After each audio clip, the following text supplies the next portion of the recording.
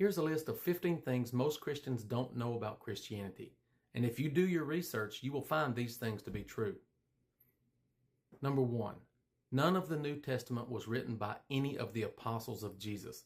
The writings were either anonymous or pseudonymous, meaning the authors were either unknown or claimed to be someone they weren't. Number 2. All the New Testament was originally written in Greek, not Hebrew or Aramaic. The authors even quoted primarily from the Greek Septuagint because the authors were trained in Hellenistic or Greek philosophy and education. Number 3, Christianity was a Greek movement, not a Jewish movement. Christianity and the New Testament is pro-Greek and anti-Jewish. The Jews were the primary enemies of both Paul and Jesus according to the New Testament. Number 4, the Roman Empire was a Hellenistic culture, meaning they were Greek in culture. Israel was controlled by the Hellenistic Roman Empire both before and after the major wars in the 1st and 2nd centuries. Herod the Great was appointed king of the Jews by the Roman Senate around 40 BC, and he was not even Jewish. Number 5.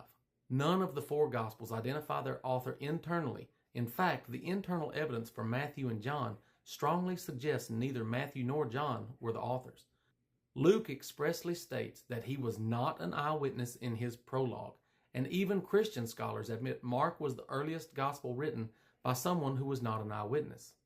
The earliest attribution of authorship for the Gospels comes from Irenaeus in the late 2nd century. 6. There is no 1st century manuscript of any New Testament writing, and there is also no citation or quotation of any kind to any New Testament writing from the 1st century. Christianity was a 2nd century Hellenistic movement. 7.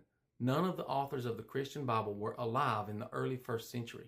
Therefore, we have no credible Christian testimony for the birth, life, death, or resurrection of Jesus.